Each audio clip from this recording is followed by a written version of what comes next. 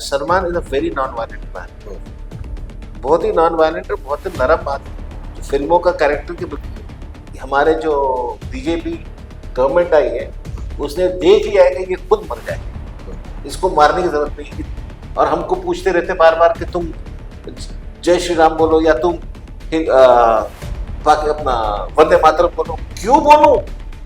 मैं लड़ रहा हूँ मजनू सुल्तानपुरी साहब का बेटा, वो आया है मैदान में और वो आपके लिए खड़ा होगा क्योंकि वो चाहता है कि अपने बाप के लिए भी खड़ा हो।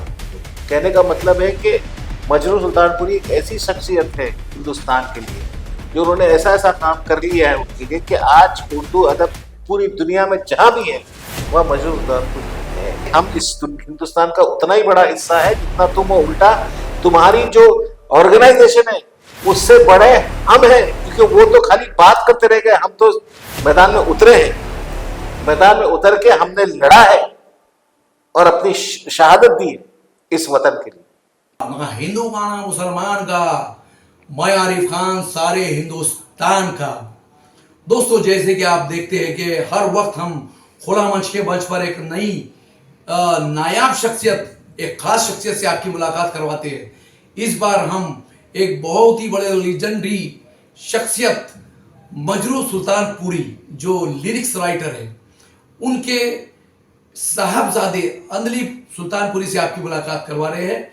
और दोस्तों, ये मुलाकात ले रहे हमारे शो के क्रिएटिव सैयद अहमद।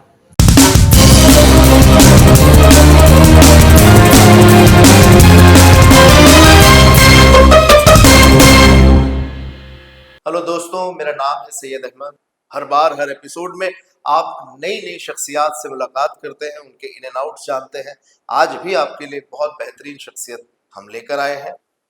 ये एक ऐसी शख्सियत है, इनके वालिद, मैं क्या कहूँ, जिनका नाम भी बड़ी अदब से लिया जाता है आज भी उर्दू अदब की दुनिया में, आली जनाब मरहूम मजरूह सुल्तानपुरी साहब। मेरे साथ है आली जनाब अंदलीब सुल्तानपुरी साहब, जो 177 वांद्रे वेस्ट असेंबली से चुनावी मैदान में है।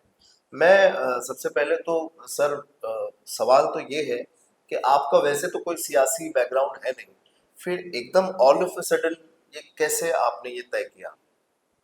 जब मुझे इसका, एक हमारे दोस्त थे, कॉमन फ्रेंड थे, उन्होंने जब इसका मुझे प्रस्ताव रखा, ये प्रपोजल दिया, तो हंस पड़ा। मैंने बोला क्या है, मेरा तो कोई बैकग्राउंड ही नहीं है इस चीज़ में, तो आप कैसे? बोला देखो अंजलि, एक बात सुनो, मैं तुमको फॉलो करते हुए आ रहा हूँ 1-2 साल से, और तुम्हारे में कुछ चीज़ें हैं जो बहुत उभर के आ रही हैं, और तुम एक तरह से, मैंने देखा है कि तुम बहुत अच्छी तरह उसको बयान कर पाते हो कि जो आजकल का माहौल चल रहा है उसके ताल्लुक से। तो मेरे हिसाब से मैं समझा कि ये फील्ड तुम्हारे लिए अभी बहुत बेहतरीन है और तुम इसमें उतरो, क्योंकि जो तुम सोचते हो, तुम जो बोलते हो, उसको अगर तुमको इम्प्लीमेंट करना है तो तुम ना एनजीओ के थ्रू कर सकते हो, ना एक अमीर बिजनेसमैन बन के कर सकते हो।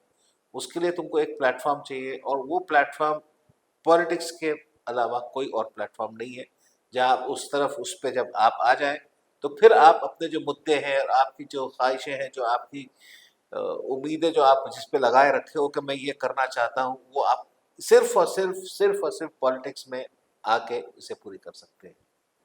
सर, मुझे एक और है कि फिल्मी बैकग्राउंड भी आपका रहा है बड़ा, वो भी गजब रहा है, क्योंकि मजरू सुल्तानपुरी साहब के अगर साहबजादे हैं तो जाहिर सी बात है वो इनबिल्ड ही होगा वो मामला। तो आपका फिल्मी सफर भी रहा सर। एक बहुत ही सुपर हिट फिल्म आपने डायरेक्ट की थी, मेरी भी फेवरेट फिल्म है, जानम समझा करो। इसमें सलमान खान और उर्मिला मातोंडकर, शक्ति कपूर और बहुत सारे नोन एक्टर्स थे, और बड़ी कमाल की फिल्म आपने बनाई थी सर। उसके बारे में थोड़ा बताएं ना, कि मतलब वो कैसे हुआ, अचानक से फिल्म डायरेक्शन कैसे होगा? राजकुमार संतोषी साहब फिल्म डायरेक्टर, उनकी एक फिल्म आई घायल, जो काफ़ी पॉपुलर हो गई और उनका भी करियर टेक ऑफ कर गया। और फिर वो 1-2 हफ्ते बाद अब्बा को साइन करना है फिल्म अंदाज अपना अपना के लिए, तो वहाँ से हमने उनको बोला, अब्बा कभी नहीं चाहते थे मुझे कि मैं फिल्म में जाऊँ, क्योंकि फिल्म का जो बिजनेस ना बड़ा वॉलेटाइल है, मतलब एक स्टेडी बिजनेस नहीं है। अगर आप कामयाब हो गए तो ठीक, वरना आपका स्ट्रगल चलता रहता चलता है। रहे। तो वो नहीं चाह रहे थे उसमें, तो हमेशा मुझे डिस्करेज किया था। लेकिन अब उन्होंने खुद देख लिया था, मैंने कितना कोशिश, हर जगह कोशिश की, लेकिन हो नहीं पाना। तो यहाँ जब संतोषी आए तो मैंने जिक्र किया बस कि मैंने देखी, इनकी फिल्म देखी, मुझे इनकी डायरेक्ट मतलब एज ए डायरेक्टर मैं इनको बहुत मानता हूँ, तो मैं इनको ज्वाइन करना चाहता हूँ। तो ऑलरेडी उनकी एक टीम सेटअप होगी, तो आप अगर बात करेंगे तो अगर वो सुन लिए तो ठीक। तो इसी तरह से शुरू हुआ कि वो अब्बा को बहुत मानते हैं, और उनके फादर के साथ अब्बा ने काम किया है।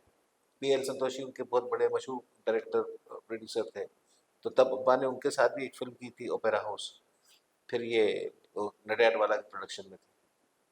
फिर ये आया तो ये अब्बा को बहुत पहले से ही मानते थे, तो उन्होंने बोला बिल्कुल बगैर कुछ सोचे मतलब बिल्कुल हमारे साथ रहेगा वो। और उस तरह हमारा फिल्मी करियर शुरू हुआ कि उनको मैंने असिस्ट करना शुरू किया। तो तब ये 2 फिल्में की हमने उनके साथ, अंदाज़ अपना अपना as a chief assistant director, और दावनी। तो ये 2 फिल्मों के साथ फिर इतना मुझे सीखने मिला। तो वो as a assistant director, chief assistant हो गए तो एक तरह से फील्ड वर्क हमारा ही हो गया सारा। तो वो एक्सपीरियंस जो मिला, तो जो लोगों को 10-10, 12-12 साल लग जाते हैं फिल्म मेकिंग को समझने को, मुझे 2-3 साल में ही समझ में आ गया कि पूरा पोस्ट प्रोडक्शन भी मुझे मिला, अंदाजा अपना अपना का सारा मेरे अंडर हुआ है। तो प्रैक्टिकल जो एक्सपीरियंस मिला उससे काफ़ी फ़र्क पड़ गया, और फिर इवेंचुअली इसी तरह फिल्म में जाना शुरू हुआ। हुआ। और हाँ, फिर वो सलमान से तो दोस्ती थी। सर, सलमान खान साहब की बात कही। सलमान खान साहब आपके दोस्तों में से हैं, सभी जानते हैं, और खास से बहुत अच्छे ताल्लुकात हैं, क्योंकि सलीम खान साहब हैं, वो भी राइटर हैं, और इन तमाम के रिश्ते आपके साथ तो बेहतर ही पारिवारिक रिश्ते हैं। सलमान खान साहब इन दिनों बहुत चर्चा में है सर, तो उसके बारे में आपका क्या सोचना है? मतलब जिस तरीके से उन्हें टारगेट किया जा रहा है, और जिस तरीके से उनके साथ सारी चीज़ें चल रही है इस वक्त, मेंटली भी डिस्टर्ब है, तो आपका क्या पॉइंट ऑफ व्यू है? तो उसके साथ जो अभी ये हो रहा है, जो ये बिल्कुल मुझे नहीं समझ में आ रहा है क्यों हो रहा है और कौन कर रहा है। क्योंकि वो आदमी का कोई लेना देना नहीं है, पॉलिटिकली भी लेना देना नहीं है, ना ही कोई उसने ऐसा काम किया है कि उसको डेथ थ्रेट आने लगे। ये एक, या तो एक्सटॉर्शन का एक मीडिया है, सोचा है कि बहुत कमा रहा है तो इससे पैसे निकाला जाए, ऐंठे जाए, तो शायद ये एक पॉसिबिलिटी है। जो एक ग्रुप निकला है बिश्नोई के नाम से, जो भी है, और वो चाह रहा है कि पैसे एक्सटॉर्ट करे, तो उसके लिए उसको वो जो उसका पुराना जो केस है उसको मुद्दा बना के लिया है। सर, लेकिन ये कैसे मुमकिन हो सकता है कि एक अपराधी जो जेल में बैठा हुआ है, चार दीवारी में बैठा हुआ है, वहां से वो जूम मीटिंग कर रहा है, वहां से वो वीडियो कॉन्फ्रेंसिंग कर रहा है, वहां से वो देश के बड़े चैनलों को इंटरव्यू दे रहा है, एक बड़े चैनल को इंटरव्यू भी दिया, और वहां बैठ के वो तमाम जो चीजें हैं वो सर अंजाम दे रहा है वो, मतलब तो ये इसमें कहाँ क्या लगता है आपको? इसमें कहीं ना कहीं पॉलिटिकल, देखिए, अपर लेवल की पॉलिटिकल तो मैं उसी पे आ रहा हूँ, पॉलिटिकली डेफिनेटली मोटिवेटेड है, बट उससे सलमान का कनेक्शन क्या है ये नहीं समझ में आ रहा। नहीं बिकॉज सलमान का कोई पॉलिटिकल कनेक्शन नहीं है। अगर तुम पॉलिटिकली मोटिवेटेड हो तो तुम्हारा कनाडा में तो अभी मसला चल ही रहा है, उसी से लेके चल रहा है। तो वो समझता है, कनेक्शन समझ में आ रहा है बात, कि भाई ये इस मुद्दे पे वो दोनों बात करें जो भी है। लेकिन जो सलमान खान को थ्रेट दिया जा रहा है, या जो भी उसको सताया जा रहा है, वो मुझे नहीं समझ में आ रहा है कि क्या रीजन हो सकता है, एक्सेप्ट एक सिंपल जो एक्सटॉर्शन है, विच मुझे हाईली डाउट करता हूँ कि एक्सटॉर्शन के लिए कोई ऐसा कर रहा होगा। सर, एक बहुत सारी बातें चल रही हैं, मैं बहुत सारे लोगों से बातें करता हूँ अभी तो, क्योंकि इलेक्शन का माहौल है, तो बहुत सारे लोगों से मिलना भी हो रहा है मेरा। एक बात ये निकल के आई थी कि जो जो गैंग का नाम लिया, बिश्नोई गैंग, वो सलमान खान साहब को इसलिए टारगेट कर रहा है क्योंकि वो लाइमलाइट में रहना चाहता है, और एल्स देश में कई जगहों पे तो हिरन कितने मारे जाते हैं। अभी एक भोपाल में काला हिरन, उसका डेड बॉडी मिला है, उसको पोस्टमार्टम के लिए ले जाया गया है, वो पता चलेगा कि एग्जैक्टली हुआ क्या है। तो ऐसे तो बहुत सारी चीजें देश में होती हैं, लेकिन उनके ऊपर इतना किसी का फोकस जाता नहीं, और जाएगा भी नहीं, बिकॉज उनसे उनको क्या हासिल है। सलमान खान जस्ट बिकॉज कि वो एक ब्रांड है, वो सांस भी लेते हैं तो सुर्खी बन जाती है, तो इनके साथ अपने नाम को मिलाते रखो ताकि हम भी जो है लाइमलाइट में रहें और वर्ल्ड वाइड हम लोग भी फेमस हो जाए कि वी आर द डॉन्स। ये पॉसिबिलिटी है, बिल्कुल स्ट्रांग पॉसिबिलिटी इसकी है।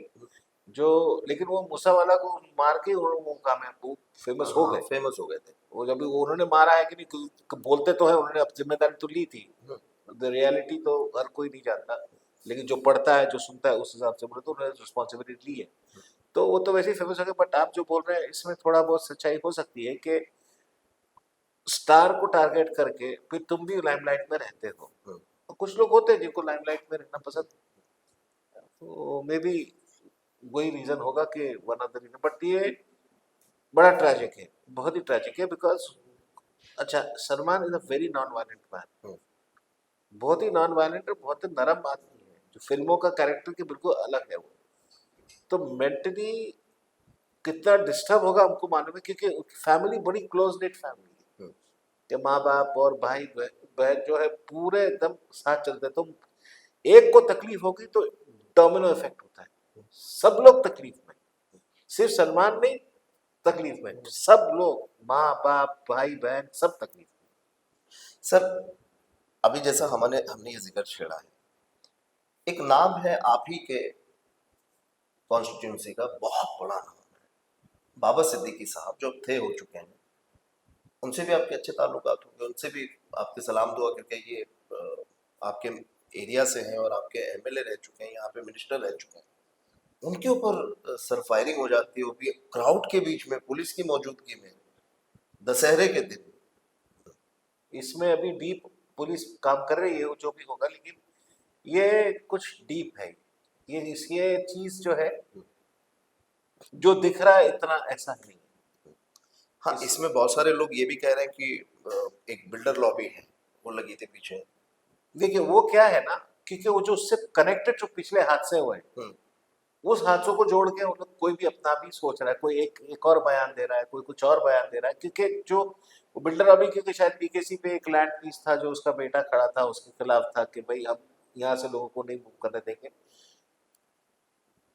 मुझे लगता है सबसे इससे भी डीप है ये कुछ ये कोई पॉलिटिकली मोटिवेटेड है, मतलब कहने का मतलब कि कोई ऑपोजिशन पार्टी ने किया ऐसा ऐसा कुछ भी नहीं, लेकिन इसमें कुछ तो रीजन है कि ये इतना सिंपल नहीं लग रहा है जो हुआ है, और जो पकड़े गए हैं लोग ये इतना सादा नहीं लग रहा। किसके पीछे, या तो जैसे जिनका नाम भी लिया है उन्होंने अपनी वो भी दे दिया है कि भाई मैं हमने लिया है, हाँ हमने किया। नहीं, कुछ बड़ा है खेल है, ये बड़ा खेल है।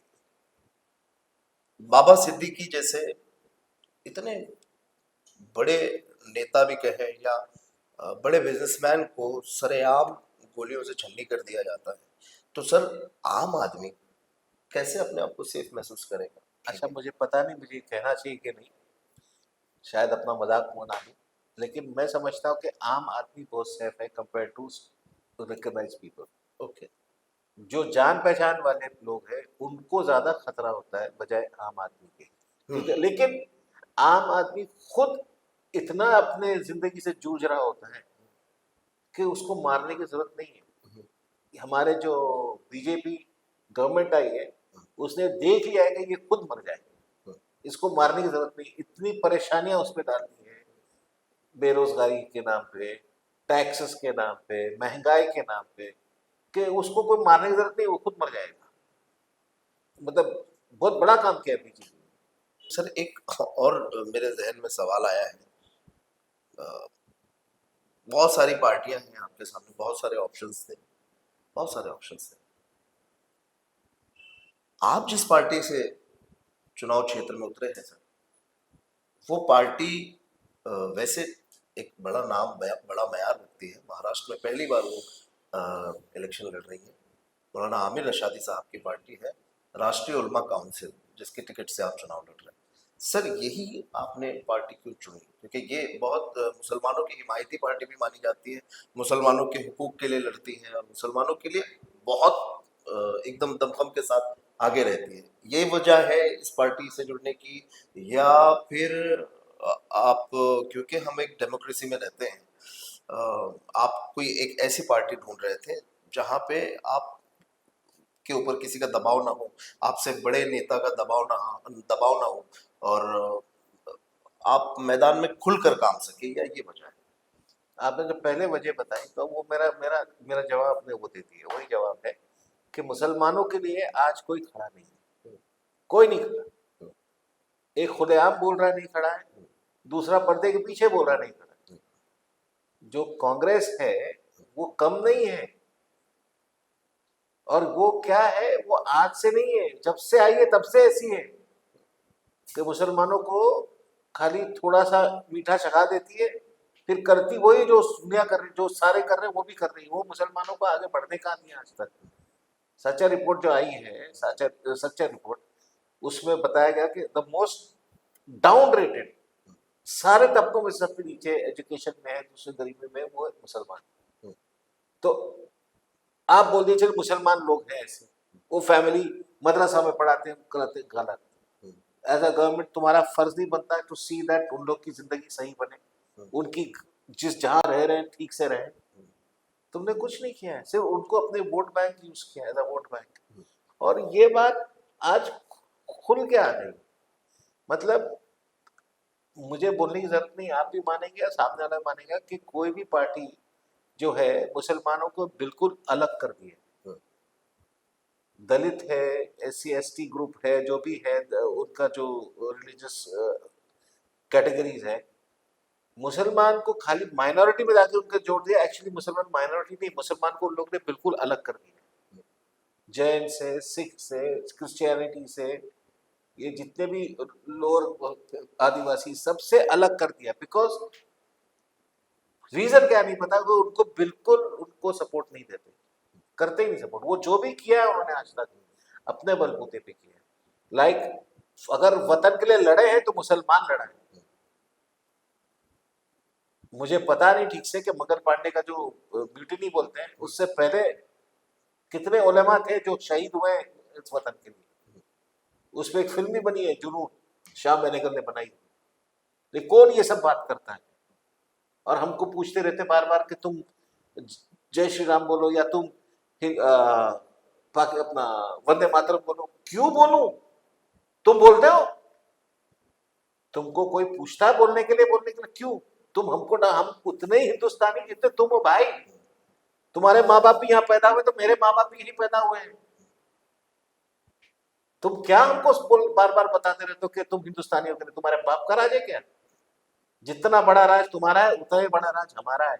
जितने हिंदुस्तानी तुम हो उतने हिंदुस्तानी हम हैं। तो तुम हमको मत बोलो ये सब। तो वो सब गुस्सा देखा, अभी भी थोड़ा आ गया गुस्सा है, तो उस वजह से जरूरी था कि एक ऐसी पार्टी ले जो इंडिपेंडेंट पार्टी है, जो ना इधर की ना उधर की, और उनकी सोच भी वही है जो मेरी सोच थी कि भाई इन लोगों के लिए भला करेंगे। इनके साथ जितने भी और हैं, जरूरी नहीं सिर्फ मुसलमान, गैर भी, अगर जितने भी और जो गिरे हुए, जो दबे हुए, उनको उठाने का काम करेंगे। सर एक सवाल ये भी है, आप जहाँ से खड़े हैं बांद्रा से, यहाँ ऑलरेडी बहुत सारे दिग्गज कैंडिडेट्स लड़ रहे हैं जो ऑलरेडी यहाँ के सिटिंग MLA हैं, और दूसरे भी कैंडिडेट्स हैं। कांग्रेस ने भी अपने उम्मीदवार उतारे हैं, एक उनका भी एक उम्मीदवार यहाँ बनाया, वो भी मुस्लिम चेहरा है। और ऑलरेडी BJP से यहाँ से आशीष शेलार जी, जो पिछले टर्म के MLA हैं। और मतलब आपको क्या लगता है, मतलब ये जंग आसान रहेगी या जद्दोजहद बड़ी है? बिल्कुल, ये तो स्ट्रगल, जंग तो आखिर तक स्ट्रगल है। कल को हम जीत भी जाए, कल को हम प्राइम मिनिस्टर भी बन जाए, स्ट्रगल ऑन है, स्ट्रगल ऑन है, स्ट्रगल रुकने नहीं वाला। लेकिन ये क्या, कहीं ना कहीं से शुरुआत करनी है। और मैं अपने आप को बड़ा खुश नसीब समझता हूँ कि ऐसे दिग्गज बम्बई महाराष्ट्र की कॉन्स्टिट्यूंसी से मैं खड़ा हो रहा हूँ, जो पहले ही मुझे शेरों के मुंह में डाल दिया, बजाय इसके आसान आसान करके आना, पहले ही मुझे फेंक दिया, जाओ अब इसमें से लड़के निकले। तो मेरे लिए तो एक बड़ा ही फैसिनेटिंग चैलेंज है ये, जो कुछ भी रिजल्ट हो, मुझे मालूम है मुझे अपनी छाप छोड़ के आनी है, इंशाल्लाह वो छाप छोड़ूंगा। मैं अंदलीब सुल्तानपुरी साहब से एक यही पूछना चाहूँगा कि बहुत सारे लीडर्स, बहुत सारे नेता, उनके जो शुरुआती वक्त होते हैं, बड़ी बातें करते हैं, बहुत सारी बातें करते हैं, हम ये कर देंगे, वो कर देंगे, लेकिन जब वो आते हैं मैदान में तो वो बिल्कुल गायब हो जाते हैं। उनको ढूंढना पड़ता है, इश्तहार लगाने पड़ते हैं, वांटेड, तो सर आप अब आ ही गए हैं, तो आप क्या मंसूबे लेके आए हैं? क्या आपका मास्टर प्लान है? क्या आपने ब्लूप्रिंट तैयार की?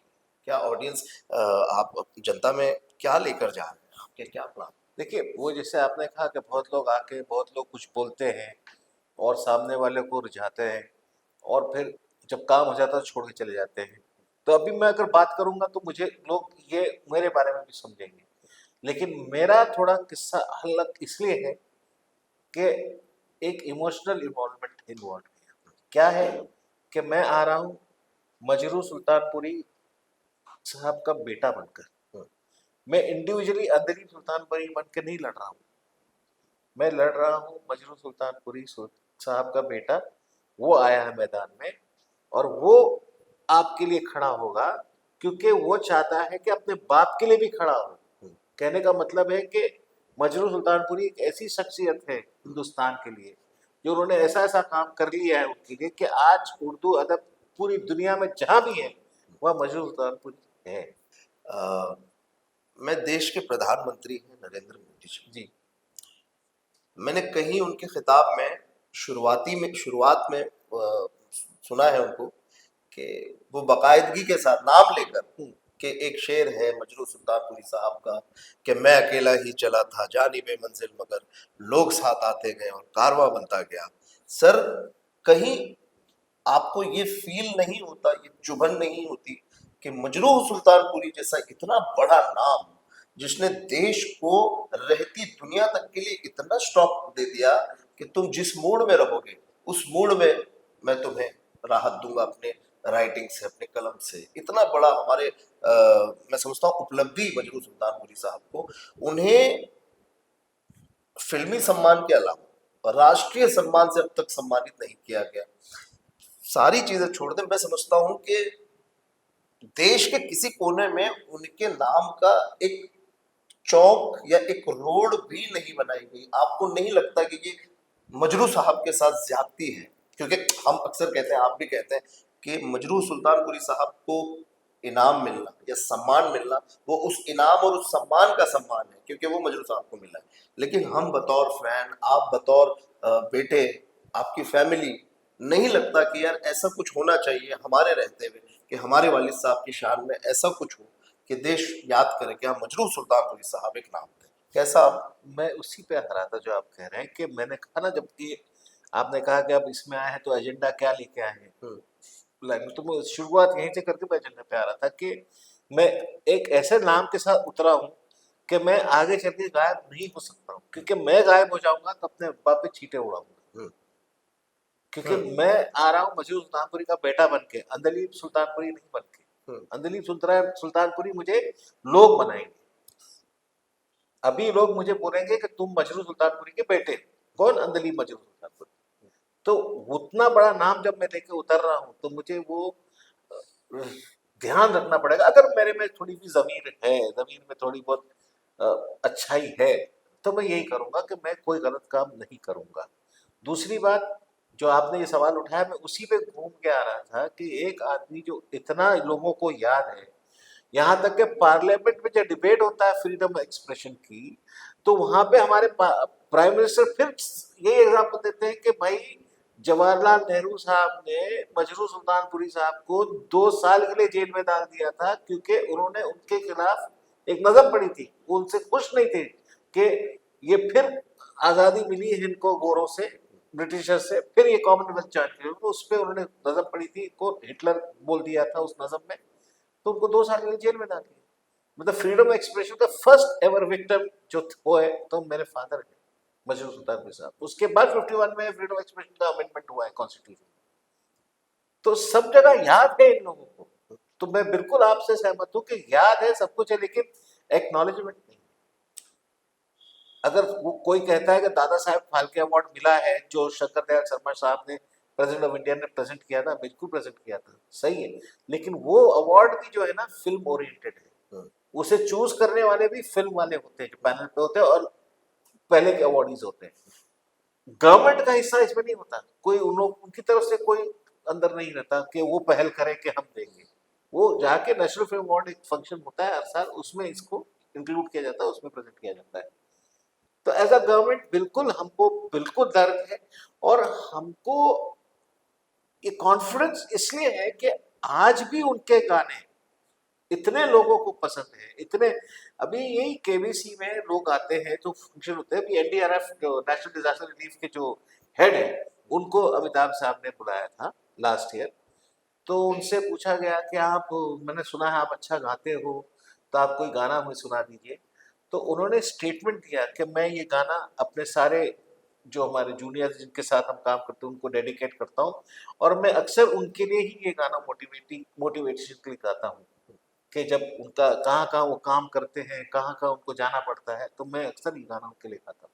उन्होंने कहा, रुक जाना नहीं तू कहीं हार के, कांटों पे चल के मिलेंगे साहेब हार।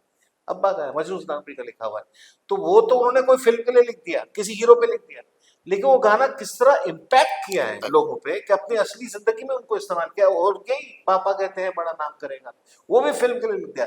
लेकिन हर पापा के लिए अपनी बेटी के लिए एक ये एंथम बन गया कि कोई इंजीनियर काम करेगा, कोई बिजनेस में अपना नाम करेगा। तो आदमी ने तो फिल्म में लिख के चले गए, लेकिन ऐसा काम करेंगे कि फिल्म के बाहर भी उसका इम्पैक्ट है। इसलिए मजनू सुल्तानपुरी है भाई। और तुम याद करके भी याद नहीं कर रहे हो।